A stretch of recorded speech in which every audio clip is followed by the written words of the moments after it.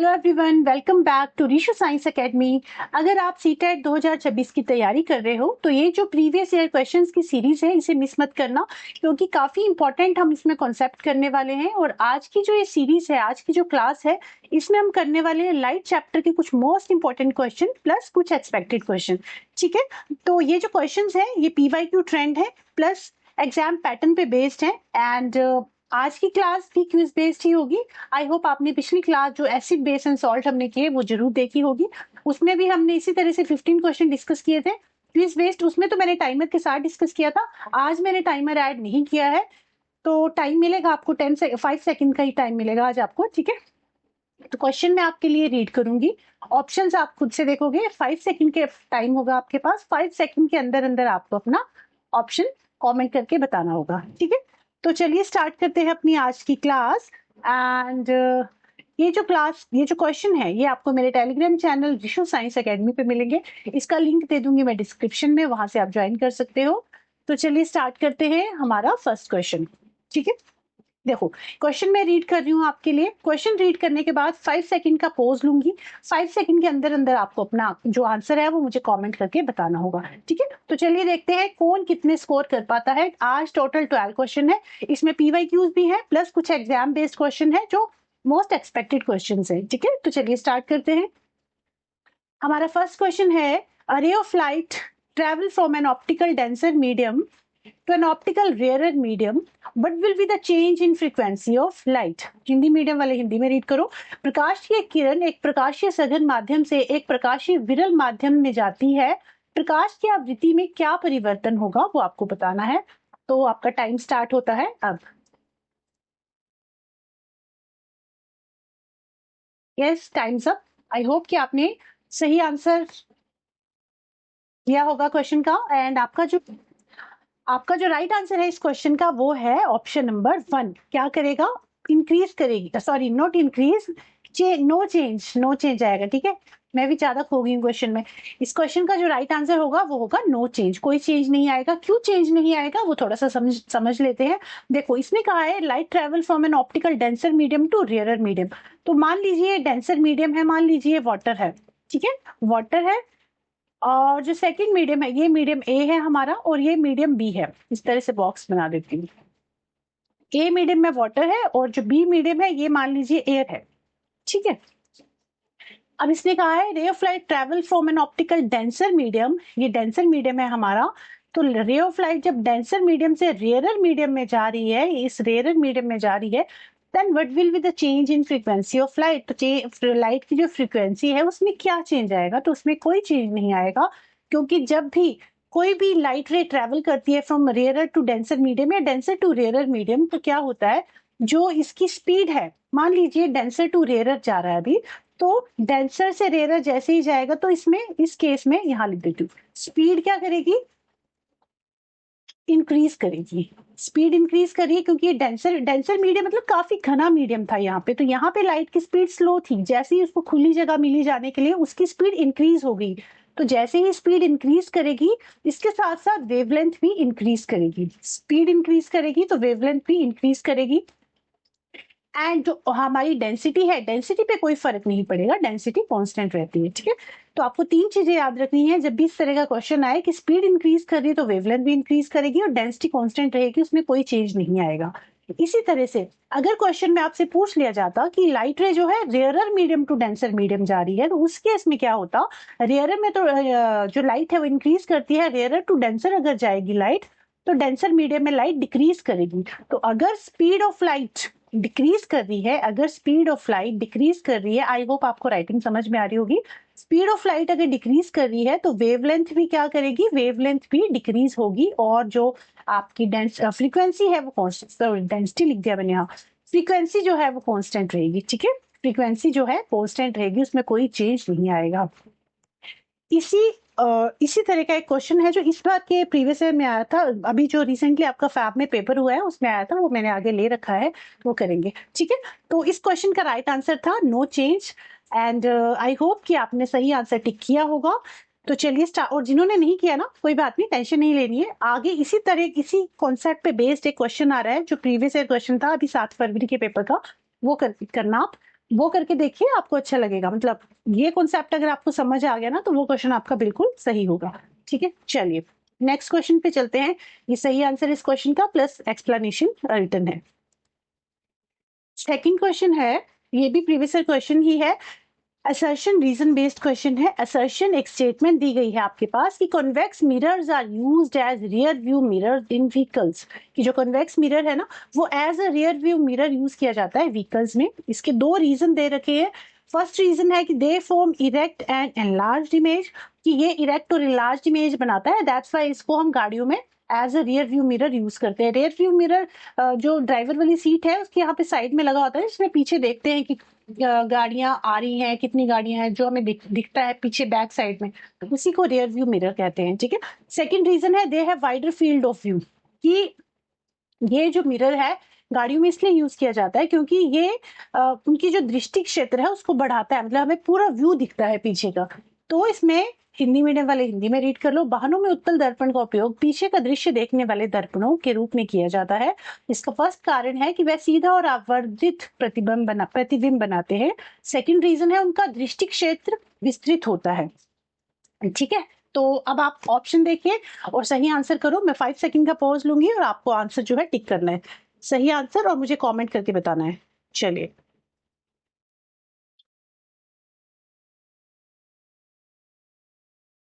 Yes, time's up.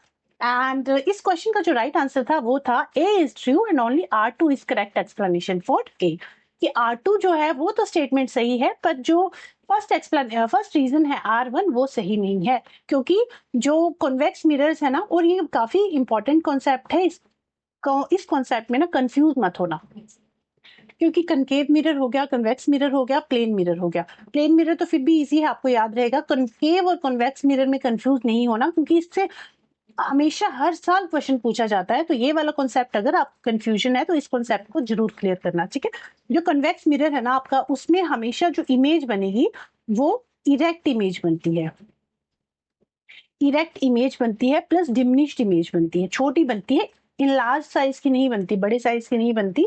Erect और diminished image बनती है, सीधी बनती है और डिमिनिश्ड इमेज बनती है। ठीक है, वही अगर कॉन्केव मिरर की बात करूं तो कॉन्केव मिरर में रियल और इन्वर्टेड इमेज तो बनती ही है, सॉरी, रियल और वर्चुअल इमेज दोनों ही इमेजेस बनती हैं उसमें। उसकी इस कॉन्केव मिरर में दो केस होते हैं इसमें।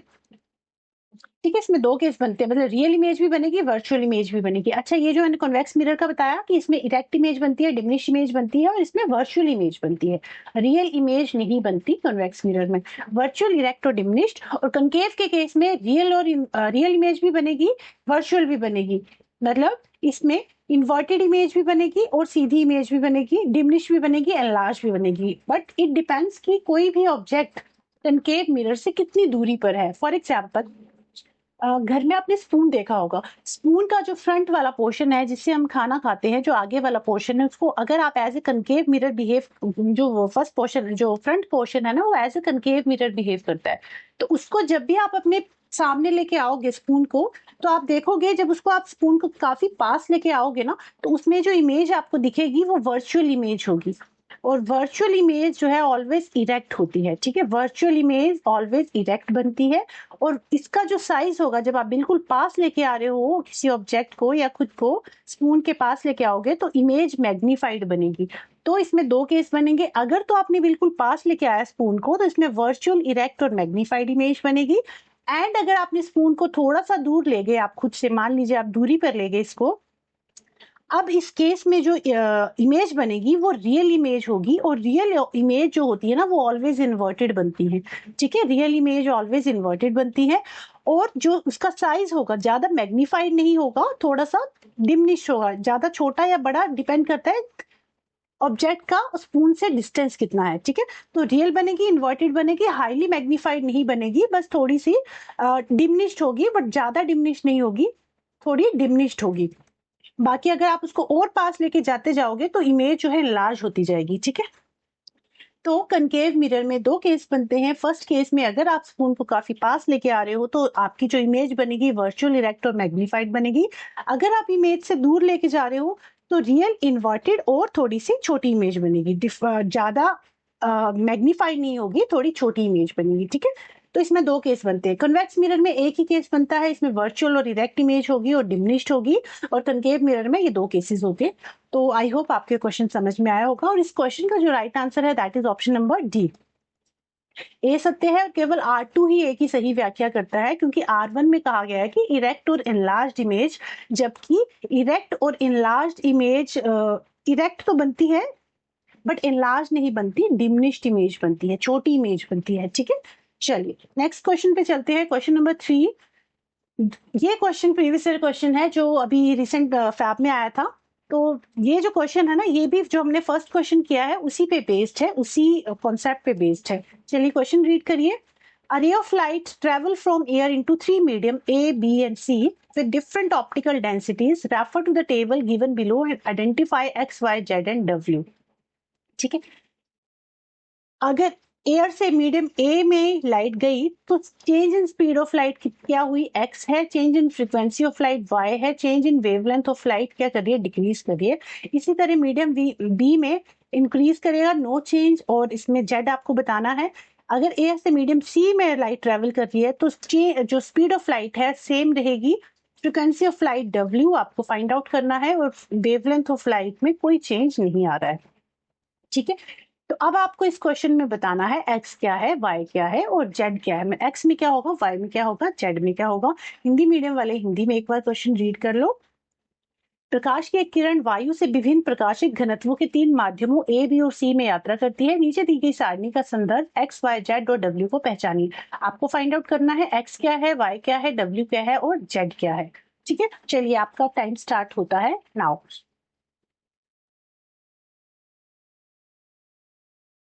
Okay, times up. देखो क्वेश्चन में पूछा गया है कि अगर change in speed of light first case में मीडियम ए में अगर x है, फ्रीक्वेंसी y है, बट वेवलेंथ दी है कि वेवलेंथ डिक्रीज कर रही है। अगर वेवलेंथ डिक्रीज कर रही है इट मींस क्या होगा, स्पीड ऑफ लाइट भी क्या करेगी, डिक्रीज करेगी। अभी पीछे में बता के आई थी ये कॉन्सेप्ट। और डिक्रीज कब करती है, जब रेयर टू डेंसर मीडियम पे लाइट जाएगी तो स्पीड ऑफ लाइट डिक्रीज करेगी और वेवलेंथ भी डिक्रीज करेगी। इट मींस x क्या है हमारा, डिक्रीज। और फ्रीक्वेंसी ऑफ लाइट में क्या होगा, कोई चेंज नहीं आएगा, फ्रीक्वेंसी में कोई चेंज नहीं आता, ये भी मैंने आपको बताया था। ठीक है, तो x क्या है, डिक्रीज, और y क्या है, नो चेंज। तो x डिक्रीज कहाँ दे रखा है, x डिक्रीज ये, और y नो चेंज। तो आपका जो y नो चेंज है वो दिया है आपके सिर्फ एक ही ऑप्शन में है, दैट इज ऑप्शन नंबर 2। तो अगर इतना सा भी आपको क्लियर है, इतना सा भी आप कर पाते हो तो आप बिल्कुल करेक्ट आंसर तक पहुंच जाओगे। ठीक है, उसके अलावा z और w हम देख लेते हैं क्या है। देखो z में क्या है, वेवलेंथ z है, जबकि यहाँ पे स्पीड ऑफ लाइट क्या कर रही है, इंक्रीज। अगर स्पीड ऑफ लाइट इंक्रीज कर रही है तो z वेवलेंथ ऑफ लाइट भी क्या करेगी, इंक्रीज करेगी। तो z हो गया हमारा इंक्रीज। और थर्ड केस में जब मीडियम सी में लाइट एंटर कर रही है तो change in frequency of light क्या होगी, फ्रीक्वेंसी में कोई चेंज नहीं आता है तो रिमेन अनचेंज्ड होगा, w भी नो चेंज आएगा। ठीक है, तो आप देख लीजिए x डिक्रीज कर रहा है, y रिमेन अनचेंज्ड या नो चेंज, z भी आपका इंक्रीज कर रहा है और w रिमेन अनचेंज्ड। तो आपका जो राइट आंसर था इस क्वेश्चन का दैट वाज ऑप्शन नंबर 2। ठीक है, आई होप आपको क्वेश्चन समझ में आ रहे हैं। और ये जो क्वेश्चन है ना, जो प्रीवियस ईयर क्वेश्चन है, देखो एग्जैक्ट सेम क्वेश्चन तो नहीं पूछा जाता, ये तो आपको भी पता है, बट हाँ इसी पैटर्न पे बेस्ड क्वेश्चन जो है बनाए जाते हैं। तो अगर आपका कॉन्सेप्ट क्लियर है तो इजीली आप क्वेश्चन को जो है with in a second clear कर सकते हो, सॉल्व कर सकते हो। ठीक है, तो चलिए क्वेश्चन नंबर 4 देखते हैं। क्वेश्चन नंबर 4 है, आगे कुछ एक्सपेक्टेड क्वेश्चन भी देखेंगे, एक्सपेक्टेड क्वेश्चन भी करेंगे, जो बार बार जिन टॉपिक से क्वेश्चन पूछा जाता है ना उन्हीं टॉपिक पे बेस्ड वो एक्सपेक्टेड क्वेश्चन होते हैं, मतलब ऐसा रैंडम क्वेश्चन नहीं होते, वो उन्हीं टॉपिक पे बेस्ड वो क्वेश्चन बनाए होते हैं। ठीक है, चलिए क्वेश्चन नंबर 4 है, Ritu is standing in front of a plane mirror, the distance between Ritu and her image is 10 metre, she moves 2 metre towards the mirror, then the distance between Ritu and her image is. Ritu एक समतल दर्पण के सामने खड़ी है, रितु और उसकी छवि के बीच की दूरी 10 मीटर है। यदि वह दर्पण की ओर 2 मीटर चलती है तो रितु और उसकी छवि के बीच की दूरी अब कितनी होगी, वो हमें बताना है। And your time starts now. Times up, time हुआ आपका समाप्त, क्योंकि देखो हर क्वेश्चन के लिए मैंने 5 सेकंड का टाइम रखा है। क्वेश्चन मैं खुद रीड कर रही हूँ, 5 सेकंड के अंदर अंदर आपको आंसर फाइंड आउट करना है। ठीक है, देखो रितु एक लड़की है, वो उस कहा गया है कि रितु इन प्लेन मिरर के सामने खड़ी है। अच्छा देखो, प्लेन मिरर का कॉन्सेप्ट है, ये करने से पहले आपको प्लेन मिरर के कुछ कैरेक्टरिस्टिक्स है वो पता होने चाहिए। तो जो प्लेन मिरर मिरर है ना, उसमें जो इमेज बनती है हमेशा वो वर्चुअल इमेज बनती है। कैसी बनती है? वर्चुअल इमेज बनेगी, इरेक्ट बनेगी। जब आप खुद को शीशे में देखते हो तो सीधी ही इमेज दिखती है ना, उल्टी तो नहीं दिखती, इन्वर्टेड तो नहीं दिखती। तो वर्चुअल इमेज बनेगी, इरेक्ट इमेज बनेगी। उसके अलावा सेम साइज के होंगे, जैसे आपका जो साइज है, same size of object mirror में भी वो सेम दिखेगा। ऐसा नहीं कि आपकी हाइट छोटी या बड़ी दिखेगी आपको मिरर में, ठीक है, या साइज आपको मोटा या पतला दिखेगा, जिस साइज के आप हो वही साइज आपको मिरर में दिखेगा। उसके अलावा लेटरल इन्वर्जन शो करता है, ये मोस्ट इंपॉर्टेंट पॉइंट है। लेटरल इन्वर्जन का मतलब होता है, अगर आप अपना लेफ्ट हैंड खड़ा करके शीशे में देखोगे तो it appears to be right, ऐसा लगेगा कि हमने राइट हैंड उठाया है। और अगर आप राइट हैंड उठाते हो तो ऐसा लगता है कि लेफ्ट हैंड उठाया। तो left is you like right, और राइट हमें लगता है कि हमने लेफ्ट हैंड उठाया। तो this is called lateral inversion, ठीक है। तो वर्चुअल इमेज बनेगी, इरेक्ट इमेज बनेगी, सेम साइज की होगी, लेटरल इन्वर्जन शो करेगी। और जितनी दूरी पे आप खड़े हो शीशे के, उतनी ही दूरी पे आपकी इमेज बनेगी। मान लीजिए आप यहाँ खड़े हो और आपकी और इमेज का जो डिस्टेंस है वो 5 मीटर का है, तो यहाँ से जो इमेज बनेगी आपकी, इस यहाँ मान लीजिए आपकी इमेज बनी है, यहाँ आप खड़े हो, यहाँ आपकी इमेज बन रही है। तो अगर आपका डिस्टेंस मिरर से 5 मीटर पे है तो जो इमेज बनेगी उसका डिस्टेंस भी मिरर से 5 मीटर का ही होगा, ठीक है। तो ये कुछ कैरेक्टरिस्टिक्स हैं प्लेन मिरर के।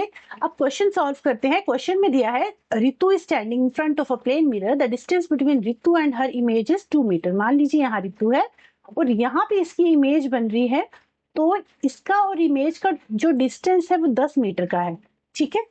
इट मीन्स मिरर से वो 5 मीटर की दूरी पे है, ठीक है, मिरर से वो 5 मीटर की दूरी पे है।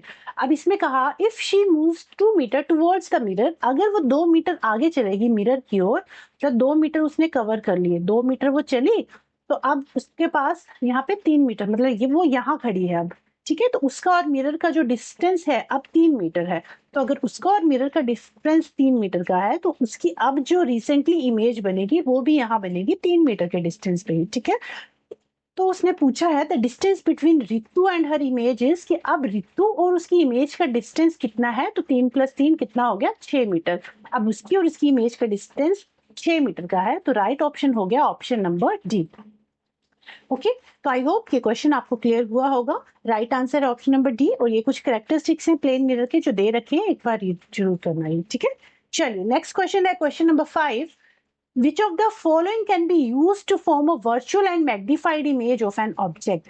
कि इन 4 ऑप्शन में से हम ऐसा क्या यूज करें कि हमारी जो इमेज बनेगी वो वर्चुअल और मैग्निफाइड इमेज बने, ठीक है, आभासी और आवर्धित प्रतिबिंब बने। इसके लिए हम इन चारों में से किसको यूज करेंगे? चलिए आपका टाइम स्टार्ट होता है अब।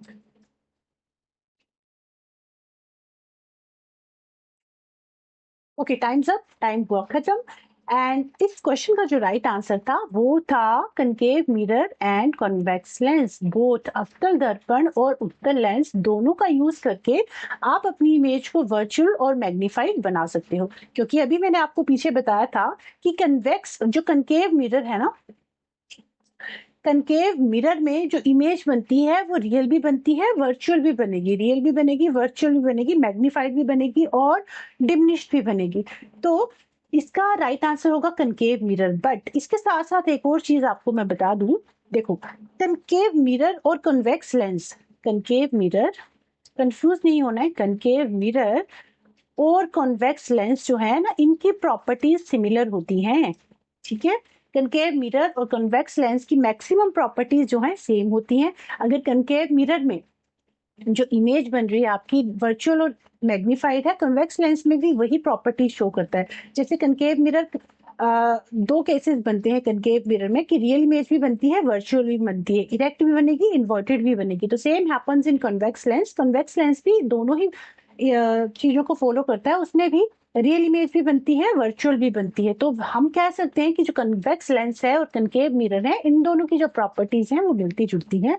That's why we can say कि जो ये हमारा वर्चुअल और मैग्नीफाइड इमेज बनेगी, दोनों बनाएंगे, कनकेव मिरर भी और कन्वेक्स लेंस भी, ठीक है। उसके अलावा जो हमारा कॉन्वेक्स मिरर होता है जिसमें वर्चुअल और इरेक्ट इमेज बनती है प्लस डिमिनिश्ड इमेज बनती है, तो कन्वेक्स मिरर की और कॉन्केव लेंस की, convex mirror and concave lens, इन दोनों की प्रॉपर्टी सिमिलर होती है। इसमें भी एक ही केस बनता है कॉन्केव लेंस में भी, जो इमेज बनेगी इरेक्ट बनेगी, वर्चुअल बनेगी और डिमिनिश्ड बनती है, ठीक है, कनकेव लेंस में।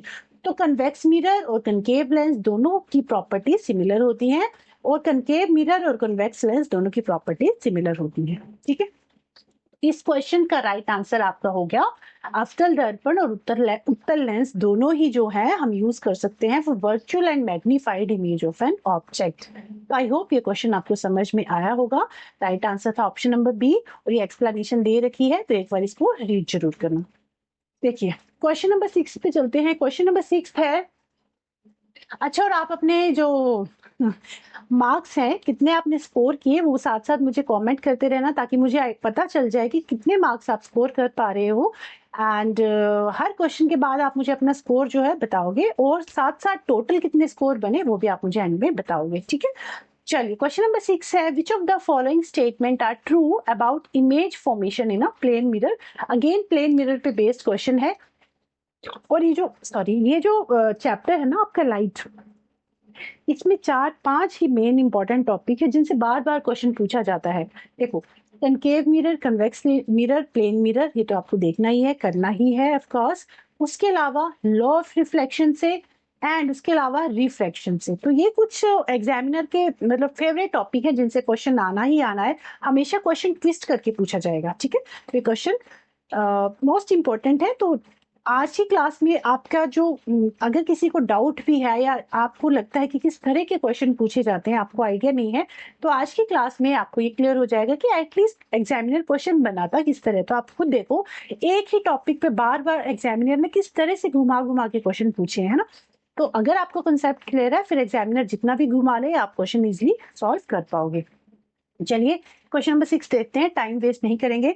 विच of the following statement are true about image formation in a plane mirror. समतल दर्पण में प्रतिबिंब बनाने के बारे में निम्नलिखित में से कौन सा कथन सत्य है। 4 स्टेटमेंट्स दी गई हैं, स्टेटमेंट रीड करो और सही आंसर टिक करो। Your time starts now.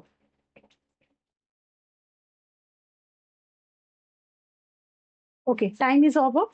5 second का टाइम होता है आपके पास, जो कि खत्म हो चुका है। चलिए, तो अब देखो, चारों ऑप्शन है A B C D, read करो क्या क्या दे रखा है। Image is larger in size than the object, जबकि अभी पीछे हमने जब करेक्टरिस्टिक देखे थे हमने देखा था कि साइज सेम रहता है, तो ये ऑप्शन हो गया गलत। सेकंड है, the image is formed at the same distance as an object, this statement is true, कि प्रतिबिंब उतनी ही दूरी पर बनता है जितनी दूरी पर कोई वस्तु होती है, ये सही है।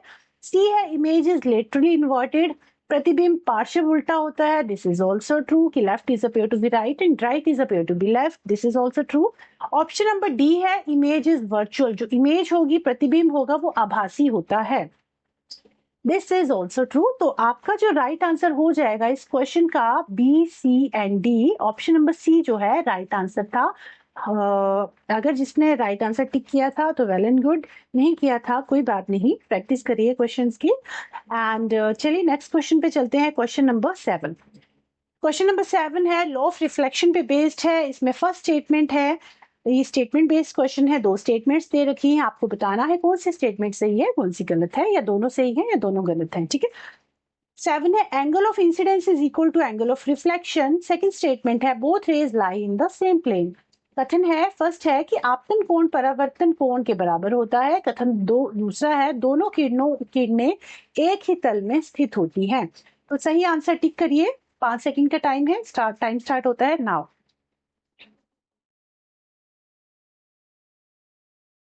टाइम्स अप, टाइम हो गया आपका खत्म। और इस क्वेश्चन का जो राइट आंसर था that is option number C. क्यों ऑप्शन नंबर सी था, बिकॉज देखिए क्या था, फर्स्ट स्टेटमेंट में कहा गया था angle of incidence is equal to angle of reflection, तो इसके लिए आपको लॉ ऑफ रिफ्लेक्शन पता होनी चाहिए। देखो, 2 लॉ ऑफ रिफ्लेक्शन है। लॉ ऑफ रिफ्लेक्शन में क्या कहा गया है, फर्स्ट लॉ ऑफ रिफ्लेक्शन कहता है कि जो एंगल ऑफ इंसिडेंस है, देखो एंगल ऑफ इंसिडेंस क्या होता है, मान लीजिए कोई सरफेस है, लाइट की एक रे आएगी इस तरह से, जो रे आके किसी सरफेस पे स्ट्राइक करती है ना, उसको कहते हैं इंसिडेंट रे। तो ये जो रे है ये कैसी रे है, दिस इज इंसिडेंट रे।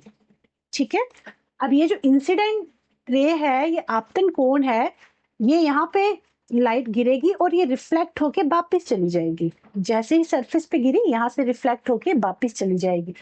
तो ये वाली जो रे है जो वापस जा रही है, इस रे को हम कहते हैं रिफ्लेक्टेड रे।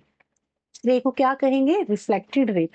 तो एंगल ऑफ ये जो बीच है, मतलब सेंटर में ना एक, ये मेरी टेढ़ी लाइन होगी, स्ट्रेट ड्रॉ करना आप।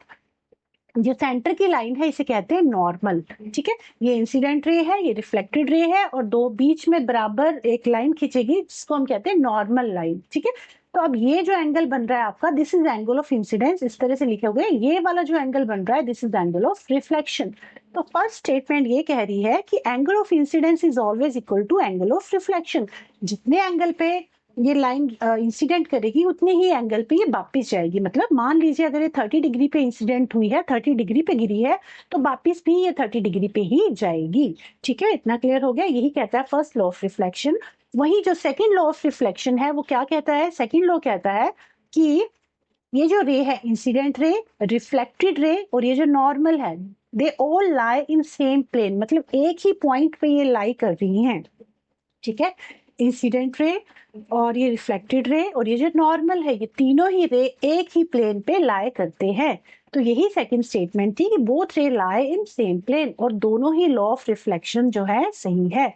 तो दोनों स्टेटमेंट जो है सही है, बोथ ट्रू, ये राइट आंसर हो जाएगा इस क्वेश्चन का। आई होप ये क्वेश्चन आपको समझ में आया होगा। ठीक है, क्वेश्चन नंबर 8 पे चलते हैं। क्वेश्चन नंबर 8 है refraction occurs due to change in speed of light. देखो आजकल ना रिफ्रैक्शन वाला जो टॉपिक है वो एग्जामिनर का most loving topic, you can से काफी फेवरेट टॉपिक बन चुका है। तो रिफ्रैक्शन वाले क्वेश्चन गलत करके मत आना, अच्छे से अपना कॉन्सेप्ट क्लियर कर लीजिए।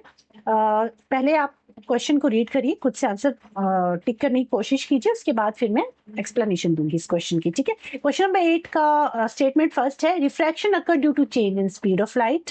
स्टेटमेंट सेकंड है कि light changes direction when entering into new medium. First statement है प्रकाश की गति में परिवर्तन के कारण अपवर्तन होता है। कथन दूसरा है जब प्रकाश किसी नए माध्यम में प्रवेश करता है तो वो अपनी दिशा बदल लेता है। ठीक है, अब ऑप्शन देखिए और सही आंसर टिक करिए, आपका टाइम स्टार्ट होता है अब। टाइम हो गया आपका खत्म। और इस क्वेश्चन का जो राइट आंसर था दैट इज बोथ ट्रू, दोनों ही स्टेटमेंट सही हैं। कैसे, देखो रिफ्रैक्शन होता क्या है, एक्चुअली रिफ्रैक्शन होता है बेंडिंग ऑफ लाइट। रिफ्रैक्शन होता है बेंडिंग, स्पेलिंग गलत हो रही है बेंडिंग ऑफ लाइट। रिफ्रैक्शन होता है बेंडिंग ऑफ लाइट, और रिफ्लेक्शन जो भी हमने पीछे किया उसको कहते हैं बाउंसिंग बैक ऑफ लाइट। मतलब किसी स्थान पे बाउंस करके वो वापस चली जाए, उसी को कहते हैं रिफ्लेक्शन। तो रिफ्लेक्शन क्या है, bouncing back of light. Refraction क्या है, बेंडिंग ऑफ लाइट। अब इसमें कहा गया है कि refraction occur due to change in speed of light. की रिफ्रैक्शन मतलब जो बेंडिंग हो रही है वो इसलिए हो रही है क्योंकि स्पीड जो है लाइट की वो चेंज हो रही है। तो दिस इज ट्रू। मैंने आपको पीछे बताया था कि अगर कोई, मान लीजिए दो मीडियम है हमारे पास, मान लीजिए ये रेयर मीडियम है और ये डेंसर मीडियम है। डेंसर मीडियम में वाटर ले लो या फिर आप डायमंड ले लो, कुछ भी ले लो। तो ये रेयर मीडियम है और ये हमारे पास डेंसर मीडियम है। मान लीजिए एयर है और ये वाटर है। तो जब भी rare to denser medium light जाएगी तो लाइट की जो स्पीड है ना, यहाँ से तो वो आ रही है अपनी स्पीड से, जैसे ही डेंसर मीडियम में जाएगी तो उसकी स्पीड डिक्रीज हो जाएगी। स्पीड क्या हो जाएगी, डिक्रीज हो जाएगी। स्पीड डिक्रीज होगी तो उसके साथ साथ वेवलेंथ भी डिक्रीज होगी, वेवलेंथ भी डिक्रीज हो जाएगी। तो जो फर्स्ट स्टेटमेंट है कि refraction occurs due to change in speed of light, उसकी जो बेंडिंग हो रही है वो इसलिए हो रही है क्योंकि उसकी स्पीड चेंज हो जा रही है, दैट्स व्हाई लाइट बेंड हो जाती है। This statement is true. Second है light changes direction when entering new medium. की लाइट अपनी डायरेक्शन बदल लेती है, जैसे पहले ऐसे आ रही थी अब वो सीधे नहीं जाएगी आगे, वो अपनी डायरेक्शन चेंज कर लेगी, या लेफ्ट जाएगी या राइट जाएगी। It depends on the medium कि मीडियम या रेयर टू डेंसर जा रही है, डेंसर टू रेयर जा रही है, उस हिसाब से अपनी डायरेक्शन चेंज कर लेती है। देखो जब रेयर टू डेंसर जाती है ना, देखो इसको एक बारी मैं इरेज करूं, एक क्लीन सी डायग्राम बनाती हूँ अच्छे से। चलिए, अगर दो केस बनते हैं, अगर या तो light it bends away from the normal या it bends towards the normal. ठीक है, देखो क्या होता है ना, मान लो हमारे पास दो मीडियम है इस तरह से, फर्स्ट है रेयरर मीडियम, यहाँ लिख देती हूँ, सेकंड है हमारे पास डेंसर मीडियम। ठीक है, रेयरर मीडियम एयर है, डेंसर मीडियम मान लीजिए वाटर है। तो जैसे ही light ray first to second medium जाएगी, रेयर टू डेंसर मीडियम जाएगी, मान लीजिए कि इस तरह से थी, यहाँ पे आप एक नॉर्मल ड्रॉ करिए, एंड रेयरर टू डेंसर जब जाएगी तो इट बेंड्स, जो लाइट रे इसको सीधा जाना चाहिए बट ये सीधा नहीं जाएगी क्योंकि इसकी स्पीड चेंज होगी, क्योंकि दूसरे मीडियम में एंटर कर रही है, तो इसकी स्पीड स्लो हो जाएगी। इसकी स्पीड स्लो हो जाएगी तो it bends towards the normal, ये टुवर्ड्स द नॉर्मल, नॉर्मल की तरफ बेंड होगी। ठीक है, वहीं अगर दूसरे केस में डेंसर टू रेयर जा रही है, मान लीजिए लाइट रे है, इसमें भी दो मीडियम बना दीजिए, फर्स्ट डेंसर बना दो, सेकंड रेयर बना दो, फर्स्ट मान लीजिए वाटर है, सेकंड एयर है। ठीक है, जब डेंसर टू रेयर जा रही है, डेंसर से रेयर जा रही है, तो इसको सीधे जाना चाहिए, बट ये किस तरह से जाएगी, इस तरह से, it bends away from the normal, normal से अवे जाएगी। तो इस तरह से याद रखना, डरा से याद रख लेना, डरा, डरा, DRA, denser to rare, away from the normal, rare to denser towards the normal. अगर एक याद रहेगा तो दूसरा अपने आप याद हो जाएगा। ठीक है, DRA, ये कॉन्सेप्ट इंपॉर्टेंट है इसलिए बता रही हूँ, तो याद रखना, कंफ्यूज नहीं होना इसमें। ठीक है, denser to rare, light bends away from the normal, और rare to denser, light bends towards the normal. तो light changes direction when entering new medium, तो अपनी डायरेक्शन चेंज कर लेती है जब भी न्यू मीडियम में जाती है। अब डायरेक्शन टुवर्ड्स द नॉर्मल करेगी या अवे फ्रॉम द नॉर्मल करेगी, इट डिपेंड्स कि लाइट कहाँ से कहाँ ट्रेवल कर रही है, रेयर टू डेंसर जा रही है या डेंसर टू रेयर जा रही है। ठीक है, तो आई होप ये कॉन्सेप्ट आपको समझ में आया होगा, और आपका जो राइट आंसर था इस क्वेश्चन का, दैट वाज दोनों सकते हैं, ऑप्शन नंबर C। ठीक है, चलिए क्वेश्चन नंबर 9 पे चलते हैं। क्वेश्चन नंबर 9 पे आ गए हैं हम। क्वेश्चन नंबर 9 है, the image formed by a pinhole camera is real. Which of the following property of light provide the best explanation for this phenomena? जो पिनहोल कैमरा है, पिनहोल कैमरे से बनने वाला प्रतिबिंब वास्तविक होता है, प्रकाश का निम्नलिखित में से कौन सा गुण इस परिघटना की सबसे अच्छी व्याख्या करता है, वो आपको बताना है। 4 ऑप्शन दे रखे हैं, चारों ऑप्शन रीड करिए एंड 5 सेकंड में आपको आंसर करना है। अब मैं 5 सेकंड का पोज ले रही हूँ, आप आंसर सोचो और कॉमेंट करके बताओ।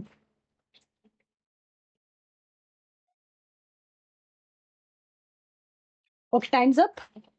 इस क्वेश्चन का राइट आंसर था option number A, light travels in a straight line. क्यों? क्योंकि देखो जो पिन होल कैमरा होता है ना, it is based on the principle कि light always travel in a straight line, और you can say rectilinear propagation of light, linear propagation of light. Rectilinear propagation of light का मतलब होता है light always travel in a straight line. आप इस option में तो आपको डायरेक्ट दे दिया है कि light travel in a straight line, अगर इसकी जगह ये लिखा होता है रेक्टिलिनियर प्रोपगेशन ऑफ लाइट, तो आप तो कंफ्यूज हो जाते हैं, अच्छा ये क्या है। तो रेक्टिलिनियर प्रोपगेशन ऑफ लाइट का मतलब है, सेम यही मतलब है कि light travel in a straight line. Pin hole camera जिस प्रिंसिपल को फॉलो करता है, दैट इज कि light travel always in a straight line.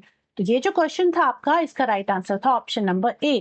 और पिन होल कैमरा में यस रियल इमेज बनती है और इन्वर्टेड इमेज बनती है, सॉरी हाँ रियल इमेज बनेगी एंड इन्वर्टेड इमेज बनेगी। ठीक है, रियल और इन्वर्टेड इमेज बनती है and it is based on the principle, which principle कि light travel always in a straight line. तो इस क्वेश्चन का जो राइट आंसर था that is option number A। Question number next पे चलेंगे, ये एक्सप्लेनेशन दे रखी है पिन होल कैमरा की, इसको आप एक बार रीड कर लेना। ठीक है, क्वेश्चन नंबर 10 पे हम पहुंच गए हैं एंड क्वेश्चन नंबर 10 है, light rays from an object fall on a surface and get reflected in a completely diffused manner. What can you say about the nature of image of the object? Light ray from an object fall on a surface and get reflected in a completely diffused manner. What can you say about the nature of the image of an object? किसी वस्तु से आने वाली प्रकाश किरणें एक सतह पर पड़ती हैं और पूरी तरह से डिफ्यूज्ड हो जाती हैं, विस्तृत हो जाती हैं। आप वस्तु के प्रतिबिंब की प्रकृति के बारे में क्या कह सकते हैं? जल्दी से ऑप्शन देखिए, 5 सेकंड में आंसर करिए, time starts now. Okay, times up, time over, हो गया आपका खत्म। और इस क्वेश्चन का जो राइट आंसर है वो है कि no image will be formed. Option number C जो है इस क्वेश्चन का राइट आंसर होगा।